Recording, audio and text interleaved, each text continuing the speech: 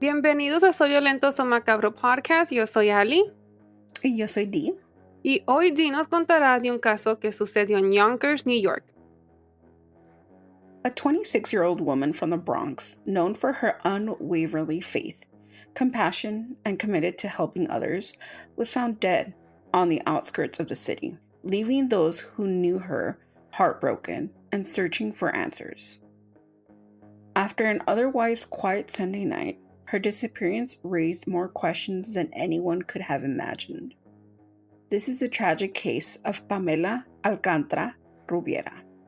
Advertencia: la información de este caso puede ser desencadenante para algunos. Tenga en cuenta que algunos de estos casos pueden involucrar menores de edad, abuso, violación o violencia. Escuchen con precaución. Warning: the information on this case can be triggering to some. Please be advised that some of these cases may involve children, abuse, rape, and violence. Listen with caution.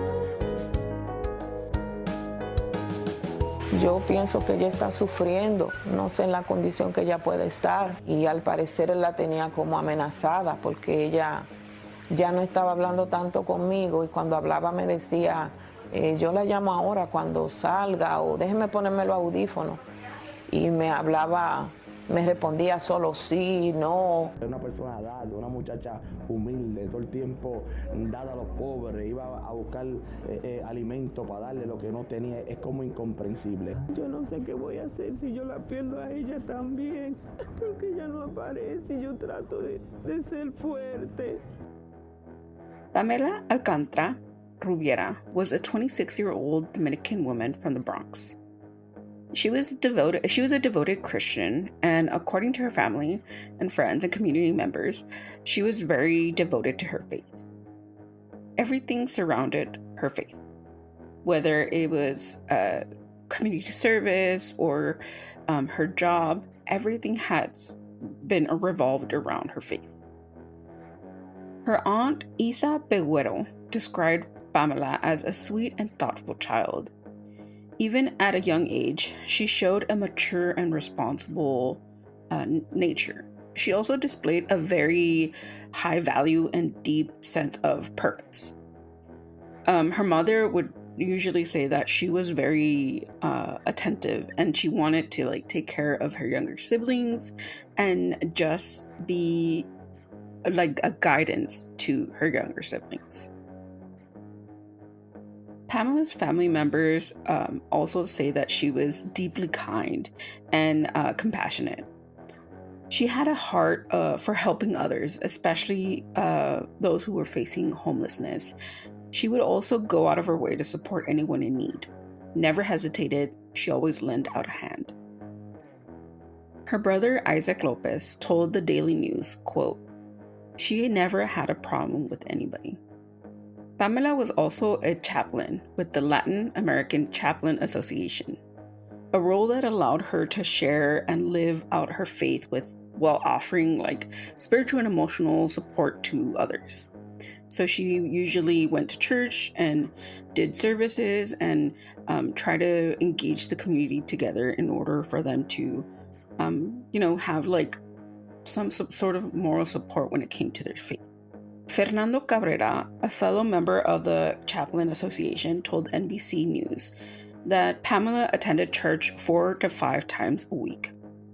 Her strong passion and unwavering faith made her a role model in their community, which is why the fact that when she went missing, it really just shocked their whole community. In the early mornings of Sunday, March 2nd, 2025, Pamela was returning home from a church event and was last seen on surveillance footage entering her apartment complex around 2 a.m.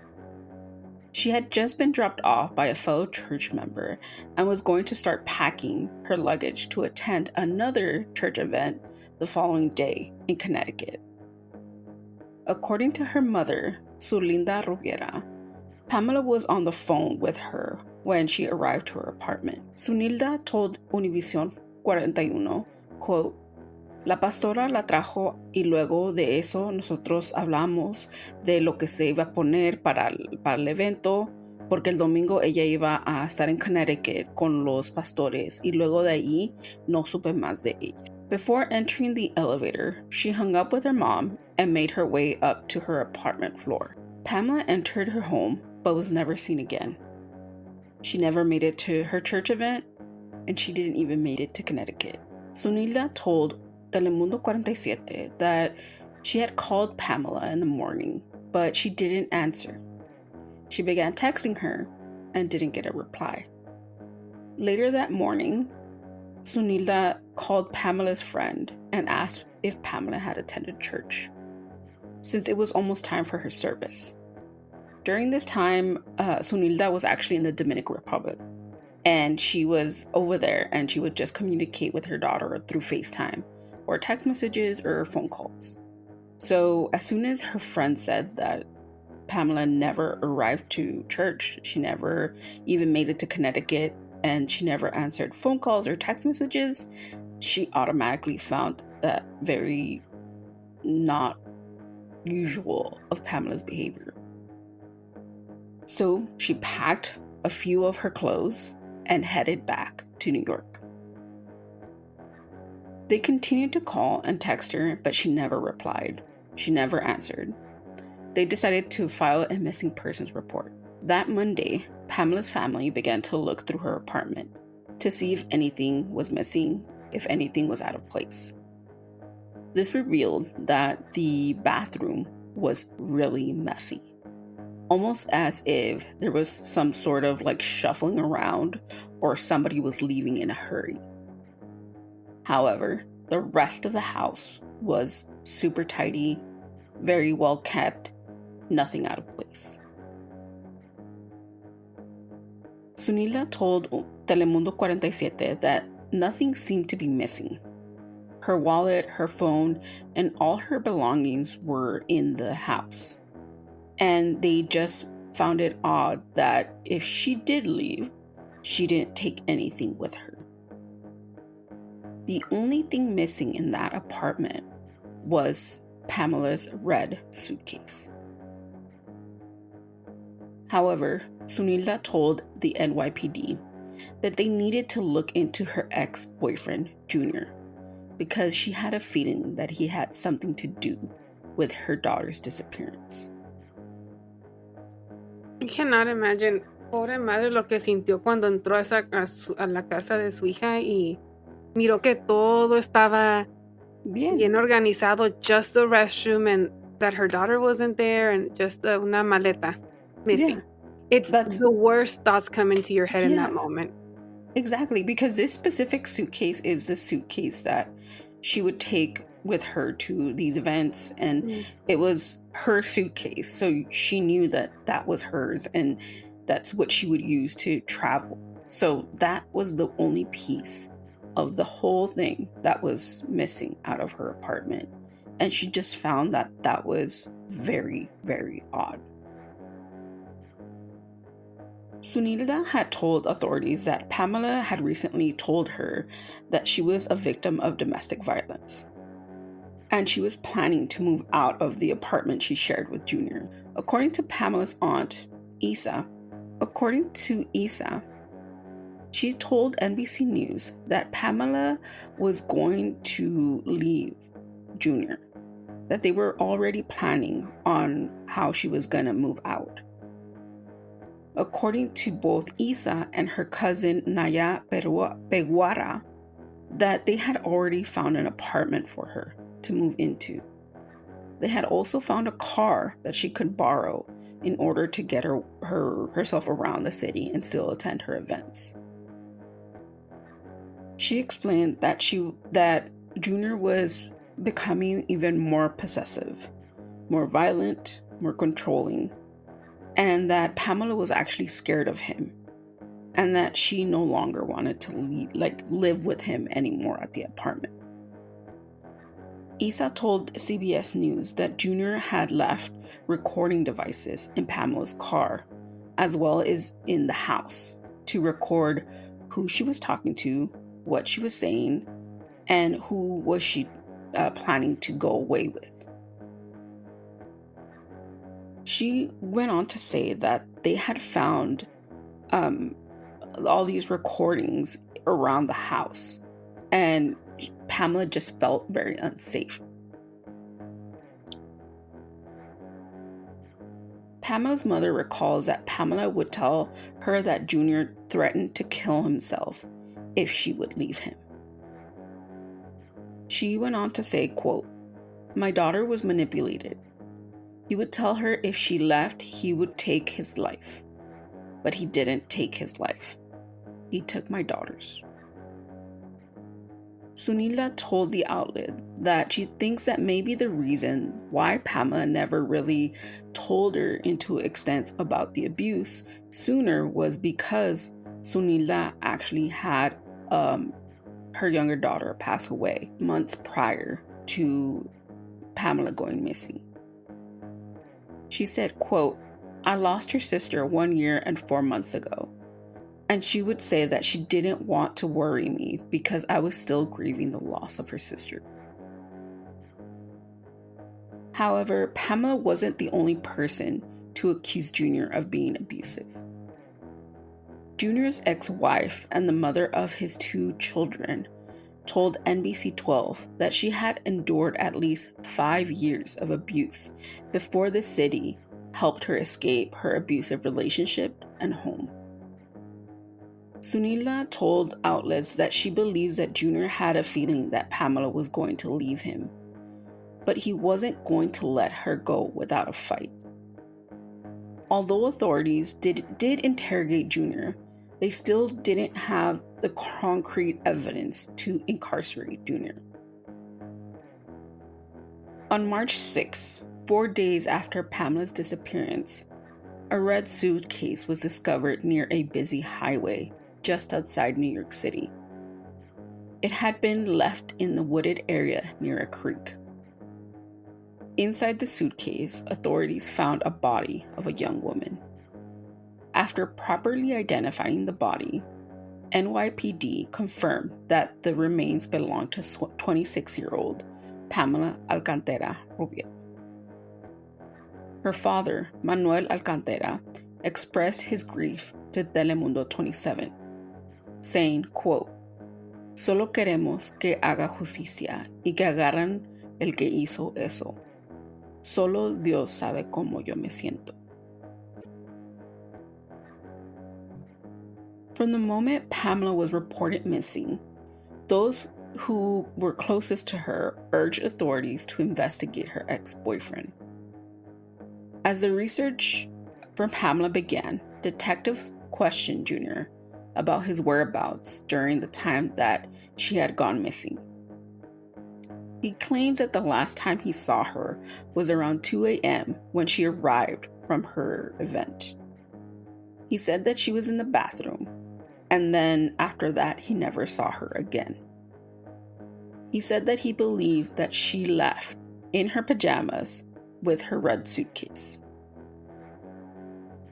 Although investigators searched the apartment and conducted multiple interviews, authorities needed to take the family's concerns seriously about Junior. Pamela's friend, Mark Lopez, told Telemundo that Junior, quote, "le decía cosas como que si Pamela se iba, le haría algo a su familia." Mark recalls that Junior would always threaten Pamela with everything and anything. In order to, pursue the investigation a little bit further, Pamela's family began to spread flyers around the neighborhood, and neighbors came around and helped. They also offered an incentive of $5,000 in order to find information to Pamela's whereabouts. During one of Pamela's vigils, her relatives told Daily News that Junior would pretend to help with the search by passing out flyers and plastering them around the neighborhood. Something always felt off about Junior being heavily involved in the case and being the last person to have seen Pamela. They're usually involved in the cases. Yeah, and they're usually, hiding in plain sight. So it aparte de que they already had a feeling that he had something to do with it, they knew that it just didn't feel right that he was around. And, he must have known something had happened to her. Yeah, this fits the criteria for DV. Everything. Yeah. He's hitting, I know we've gone over like the wheel, right? He's hitting he's checking off every mark. Yeah, he is. Manipulative, like threatening her, and esa es una de las cosas, me imagino, que es más difícil cuando empiezan a decir que si me dejas, me voy a hacer daño yo. Me voy a matar. Yeah. And that's frightening. It is. For her to carry that guilt. Like, if I leave him, what if he does something? And then on top of that, he's threatening her family. It's like, she was scared to leave. Yeah. And even though, she had her faith and her family and her friends, she still felt the fear of leaving because she didn't know what he was capable of. Right. That's so scary. Yeah, it is. Just hearing it, like, da un miedo. It's like, you can't even imagine what she felt in that moment. Just hearing him say these things. Exactly. That's heartbreaking. Heartbreaking for this family. Once you said that the maleta was missing, I was like, oh, man. Yeah. And that was like the first key piece of evidence that the mom had recalled.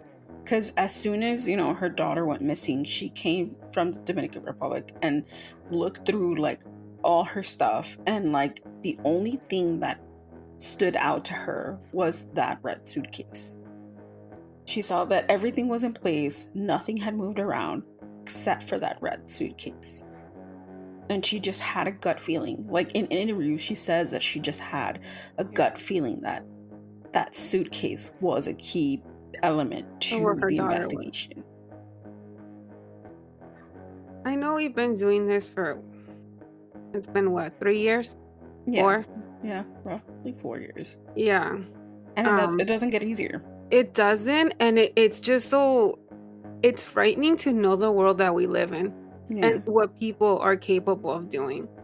Yeah. It's like, no matter how many cases we've covered and we've seen, we see it on the news and everywhere. It's like, it's just frightening just to know that this happens every day. Yeah. And it's like, and the thing is, it's not just in one place. It's universal. So it happens here. It happens in, Mexico, in Spain, in Europe, in Asia, everywhere. Yeah. Domestic violence is just a global epidemic. And it's just scary that women can't leave without feeling this immense fear of having to deal with the consequences. After days of investigation and going through surveillance footage, authorities encountered one big clue. Based on court documents, they had surveillance footage of Junior leaving the apartment complex on March 2nd at around 5 p.m. with a red suitcase. Detectives began to trace Junior's steps based on his license plate and the license plate readers that were installed around New York. Junior's license plate was tracked, traced, and pinged throughout the city. However, in one of those occasions, it stopped near Sawmill River Parkway, just before exit 5 in Yonkers, New York. On the morning of March 5th, officers began to search the area where Junior had his vehicle parked and pinged while he was in that location. A drone was searching through the area and spotted that exact red suitcase near the creek in a wooded area. Detectives taped off the area and began to investigate. By that evening, they had confirmed that it was Pamela in the red suitcase. Junior Perez Diaz was arrested on March 6, 2025, the day after Pamela's body was found. Pamela's friends, family, church members, and even Junior's ex-wife were protesting and screaming outside of the Bronx police station. Junior walked out of the station with his head low, without an ounce of remorse of what he had done. When he had entered the police car, he had been photographed smiling inside. The mob that was outside of the police station were calling Junior a killer, asking why he was smiling, and were claiming justice for Pamela. On March 7th, 46-year-old Junior Perez had his first appearance in court. He was charged with second-degree murder, manslaughter, and the kidnapping of Pamela Alcantara Rubiera. According to court documents, Pamela was strangled to death and had bruises on her arms, neck, and head. Based on the forensic investigation, Pamela had died of asphyxiation by strangulation. In court, Junior Perez Diaz pleaded not guilty for the charges and claimed his innocence. Junior's next hearing is on June 16, 2025. As of now, there is no final sentencing, but we will keep an eye out on what happens in regards to Pamela's case. Ojalá le den años en la cárcel, que ni salga. I agree. Isa Pegurro, Pamela's aunt, told Univision 41, quote, lamentablemente no supimos a tiempo porque ella era una niña muy reservada, muy callada. Fernando Cabrera told Univision, quote, la primera esposa de Junior, a ella la ciudad la ayudó y pudo escapar. Y eso es lo que necesitamos, que cada mujer que este momento esté pasando por algo tenga ayuda. Y también necesitamos justicia. Queremos ver que la justicia llegue para Pamela. Sunilda, Pamela's mom, told outlets, quote, all we want is justice. Just that. To let justice work. Although the family is grieving and mourning the death of a young, spiritual, and loving woman, they want to use Pamela's story to speak up about domestic violence. A woman during Pamela's vigil told CBS News, quote, one threat is one too many. One, quote, I'm going to kill you, even if it comes back, and he smiles, brings you flowers. One is too many. Pamela's mom told Daily News, quote, don't be silent. Don't be intimidated. Speak out. Don't be fooled by empty promises. When they say they're going to change, this is what they do. Pamela's family created a GoFundMe page to assist them with burial expenses. Luckily, Pamela has gathered enough money to be buried in the Dominican Republic next to her younger sister. But, as we know, expenses just pile up.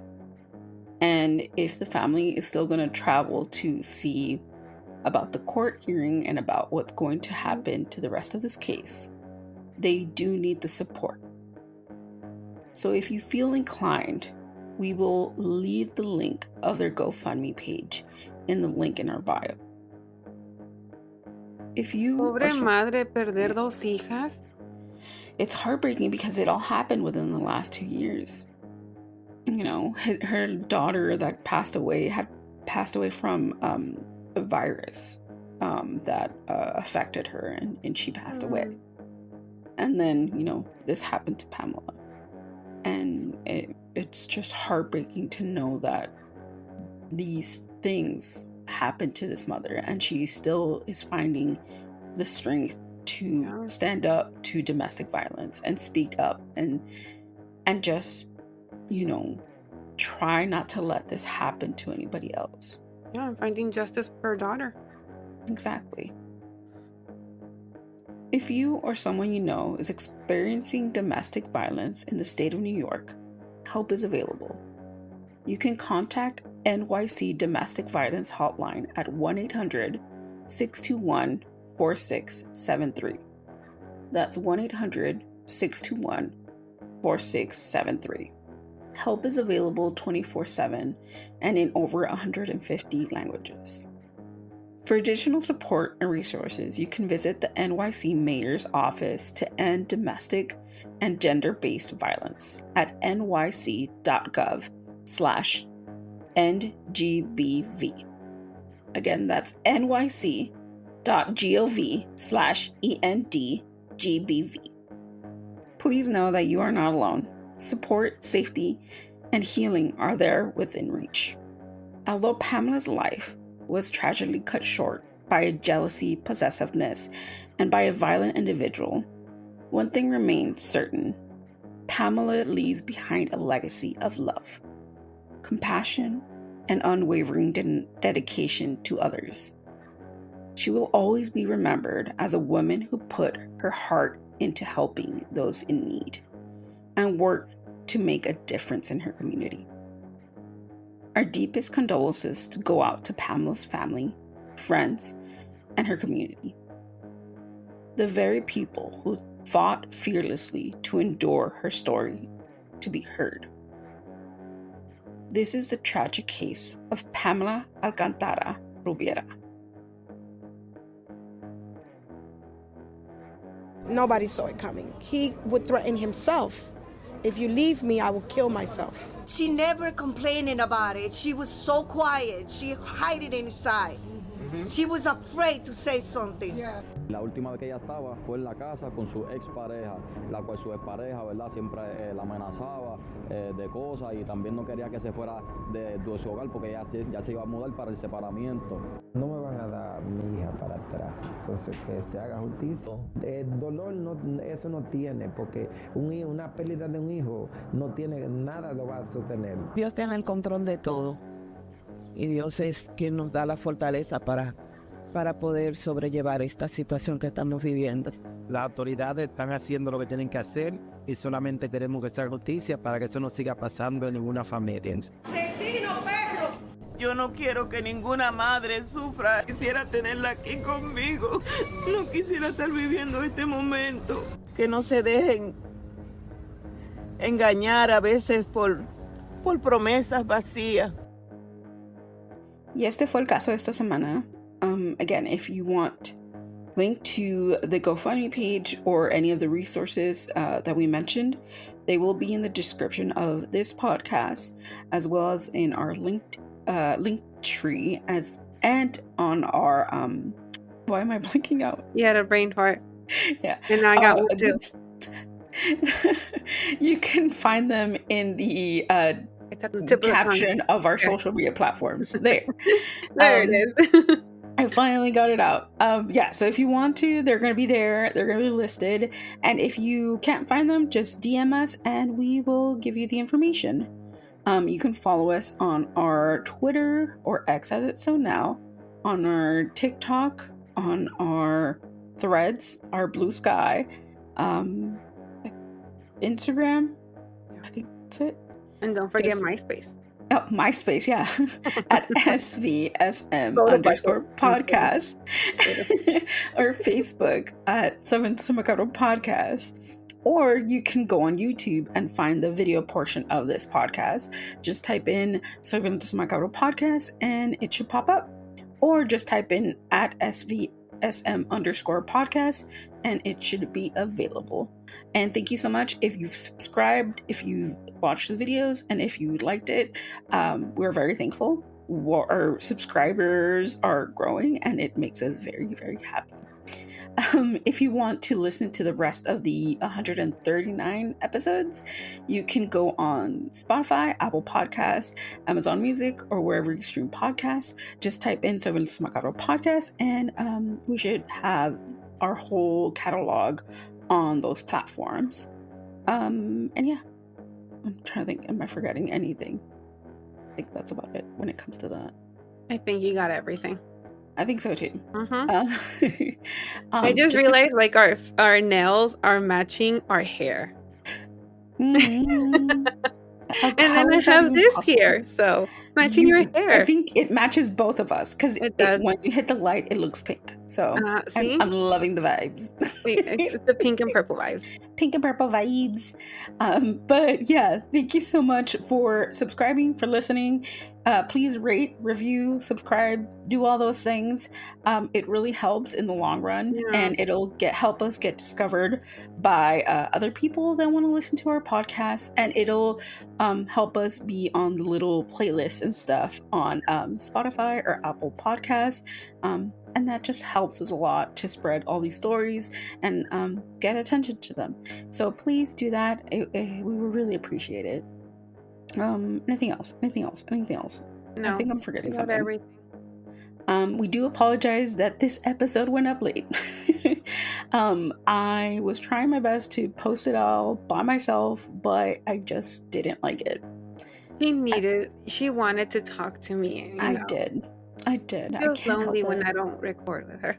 It feels very lonely. It feels like I'm missing something. It feels like missing her other half. I'm missing my other half. Like, it's just not the same.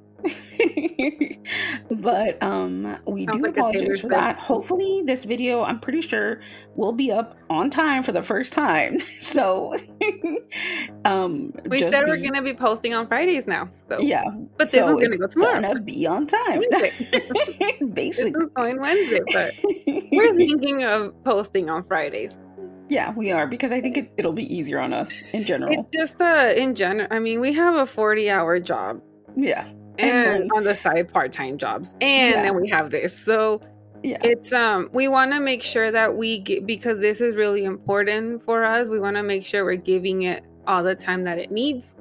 And we don't want to be, we've never given half on these episodes. We always give it our full, but we just want to make sure that we're more consistent with uploading. So and I think Fridays.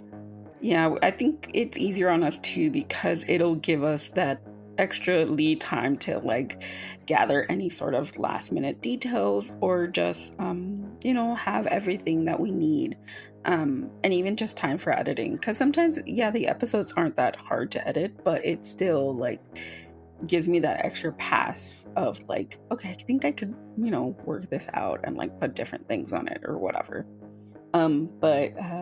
So thank you so much for being patient, and hopefully you guys aren't upset that we are uploading this late, but we do hope that we made it up with the episode and having the both of us here. And anything else? No, I think that's it. Okay, I think that's it too on my end. Everything. I also have been on a reading binge lately, so I just finished my third book. Thank you very much. I'm proud of myself. And if you guys want to read a very creepy, obsessive story, there's one called Creep by Anna Von something. I can't remember her name. I'll leave it in my Instagram. It's posted in my Instagram. Definitely a thrilling book. I swear to God, I was about to throw the book out the window right now because I was like so mortified of the ending. But if you're reading anything interesting, let us know. I really want to know what you guys are reading. Yeah, I need to start reading more books than just reading therapy books. Exactly. I need to read more books. Get in the books. I'm gonna get back into Twilight. I mean, it's not a bad idea. If it's gonna suck you back into like reading, into the fantasy world. The fantasy world, exactly. Also, The Handmaid's Tale just came out. I don't know if you watched it yet, but it's the last season. It's gonna be great. It's gonna be wild. So I can't wait to watch it. So those are my two little recommendations if you guys are interested in any of that. that's about it. I'm watching Grey's Anatomy. You're watching Grey's Anatomy? Yes, I had never seen it, and then I was like, you know what? I'm gonna give it a try. Girl, I'm on the 9th season. 9th? Yeah, Wow. I think I started like, I don't know, maybe the beginning of this year. Wow. And I'm like, you know, when I'm doing my makeup or, just, that's cleaning, I like have it in the background or just have it there. And I'm like, I need to watch it. It's good. I've heard. It's good. I've heard. There's 20 seasons, so I think. That's why I'm just like, it's a lot. So many seasons. But every episode, it's like intense. You know what? I lied. I haven't started watching at the beginning of the year. I think I started in October. Oh, wow. Like October around there? September, October? Yeah, because then I stopped watching after a while because like when my dad went through a surgery, I was like, I cannot watch anything that has to do with You're like, I don't want surgeries because I don't want to start thinking and nope, I'm not going to watch it. So I think I've been watching it since like September. Yeah, I can completely not relate, but I completely understand why you wouldn't want to. But yeah, that's skip. Intense. I skip some of those when they get very. I'm like, nope, I can't see that. Nope, but it's a good show. I recommend it. Well, thank you for the recommendation. That's commitment right there. Yeah. 20 seasons. Yeesh. Yes. But other recommendations, Yeah, we are let us accepting know. Other recommendations if you have any. So please drop them out in the comments. We would love to know. But until then, I think that's about it. I think so. Oh, I started watching. Oh my gosh, is it on Hulu? No, it's on HBO Max. ID. I think it's ID.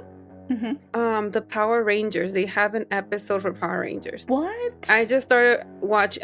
Last night I started watching. I'm like 20 minutes in. I was like, you're like, this is wild.